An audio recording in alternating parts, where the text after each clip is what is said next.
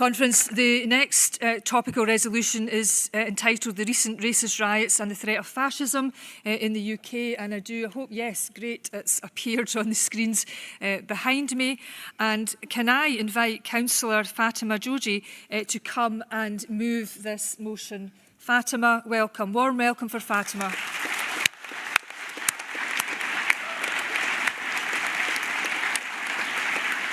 Conference, thank you.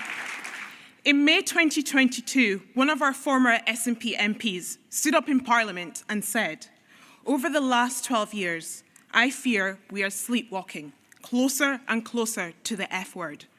I know everyone is scared to say it for fear of sounding over the top and being accused of going too far. But I say this with all sincerity. When I say the F word, I'm talking about fascism. Fascism wrapped in red, white and blue. It happens subtly. While Mary Black, you were absolutely right. Recent events are proof that your warnings were not too extreme. Recent events, 3 young girls, BB King, just 6 years old, Elsie Dot Stancombe, age 7, and Alice De Silva Aguirre, only 9. They were attending a Taylor Swift-themed dance class, and during what should have been a joyous occasion, they were murdered. I mention their names so that we remember them, because within hours of this tragedy, fascists and extremists cynically exploited it to incite racist, Islamophobic and anti-immigrant violence, targeting mosques, community centres and shops across more than 30 English towns and cities, and in Belfast. These actions disrupted the grieving process for the families and friends of the girls, denying them the dignity and peace they deserve to mourn.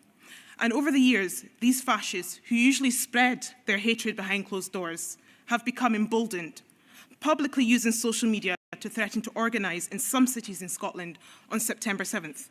Conference, I think we can all agree that such criminality absolutely has no place in Scotland.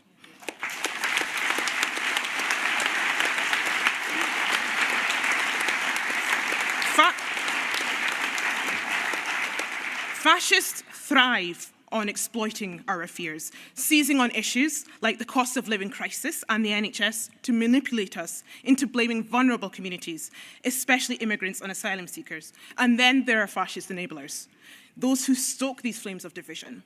Some of these enablers sadly operate through our media and politics.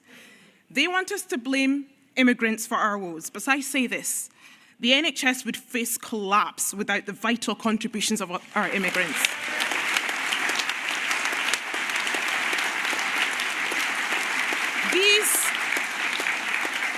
These far-right views are not an exercise in freedom of speech, because freedom of speech does not equate hate speech.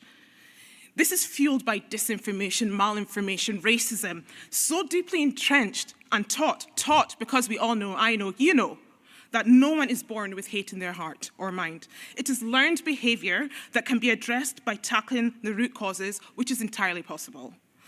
It is vital that we recognise, despite all these events, the positive community support for minorities and asylum seekers across Scotland, England and Northern Ireland, and I must commend our own First Minister's proactive response and support following these unsettling events.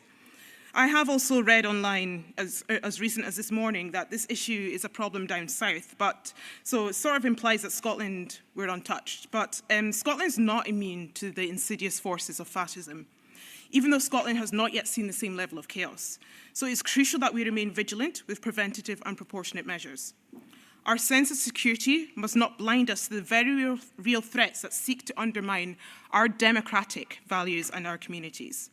In terms of solutions, our media, our academics, our politicians, I include myself in this, we all have a duty of care here. It's crucial we safeguard the well-being and safety of our citizens and asylum seekers, many of whom are fleeing unimaginable horrors. Safety is not merely a fundamental right, it's a cornerstone of human dignity and security. And I will stress, this is a message coming from Scotland to asylum seekers and refugees. You are not illegal, you are welcome here, and we want to make sure you're safe here.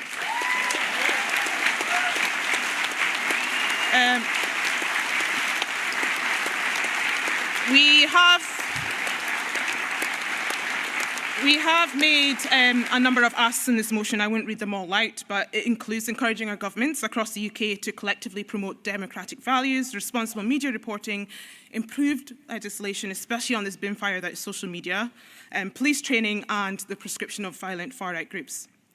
I realise I'm running out of time, so I think the last thing I'll say, this is a public forum. I know this is being live streamed, so I'm addressing this to anyone who will listen. This is Scotland.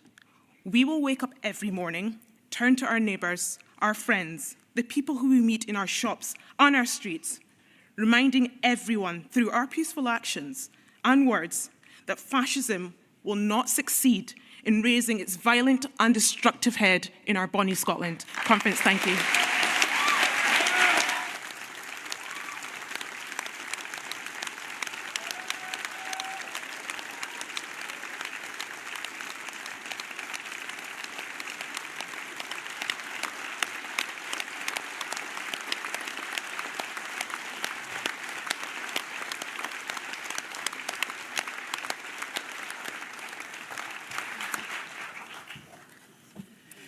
Well said, Fatima. Can I ask Councillor Graham Campbell to come and second the motion, please? Thank you. Warm welcome to Graham, please. Thank you, Convener. Thank you, Conference. And what an excellent introduction by Fatima there. It's hard to follow that, but I'm going to try. I've lived through 4 upsurges of racism and fascist violence in my lifetime, and each of them has been preceded by an upsurge in the xenophobia, racist targeting and scapegoating of immigrants, of migrants, of asylum seekers, in the media, in the mainstream media, in the mouths of Labour, Tory and even Liberal politicians back in the day. It always came from the mainstream. And then you heard it in the mouths of those people trying to beat you up on the streets. Back in the 70s, it was the National Front saying, if they're black, send them back, as Enoch Powell once said. We used to say back to him, disembowel Enoch Powell, but we meant that figuratively. I want to make clear that we meant that figuratively. But let's be clear, in the 80s, Margaret Thatcher took up the voices of the National Front's rhetoric when they got 100,000 votes in one election one time. And she said, we are rather swamped, aren't we? As we were rather swamped by her pseudo-monetaristic neoliberalism, and all of our towns were closed down. But you see the pattern here. In the 90s and noughties, under New Labour, the conditions were created for the BNP to rise to be the fascist party, and then the EDL and others. There is a pattern here, and it is that you have the mainstream politicians shamefully using rhetoric that will therefore embolden and encourage these far-right extremists. These are terrorists that you're talking about here. And that's what we have to call it. This is naked, fascist, Islamophobic terrorism. And it must not stand. We know that words can maim and can kill. It means something when Farage, Sunak and even Starmer says, stop the boats, because you heard those words used on the rioters' lips as they were throwing bricks and Molotov cocktails at mosques. This is what these words mean. And we have to understand that that's what it is. So if you don't call it out, and I haven't heard Keir Starmer say the word Islamophobia during this whole month since this crisis emerged. So where do we stand? Where do we come in as the SNP? Well, of course, we have to look at where this comes from. And of course, it comes from colonialism. It comes from imperialism. It comes from the white supremacist ideas that those rioters have in their minds, because they don't get a proper lesson about their own history. If they knew their own history, they wouldn't be on the streets doing that.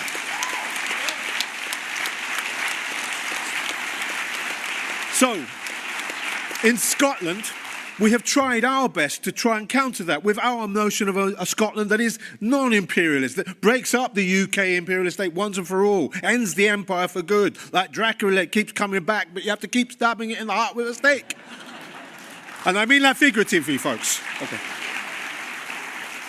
But seriously, it's a battle you have to keep winning and winning again, because racism is clever, Islamophobia is clever, anti-Semitism is clever. It reinvents, recreates itself, recreates new forms like xeno-racism, of the kind you saw against Polish migrants and Eastern European migrants. It's clever, it mutates. And as it mutates, you have to kill the virus. And you kill the virus by education. You do it by proper history, it taught in schools at the earliest point, so people know about white supremacy and racism. It also requires us to unite our communities from below. And I was very proud that the SNP BAME Network had their fringe yesterday, and Corcab was there on the platform, gave an incredible contribution there, as did Show Racism Red Card, and the coalition that we're part of, which is United We Stand, from south side of Glasgow. Citizens showed across the UK that when you mobilise peacefully and determinedly, you remove the room for racism and fascism to take hold. And that's what we need to do on September the 7th when it comes, because in Glasgow, I'm very proud of our people. They showed time and time again that people make Glasgow,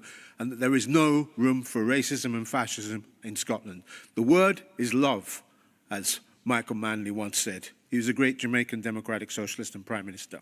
And he used to say, the word is love, and you defeat hate with love and compassion. So show that in your numbers on September the 7th.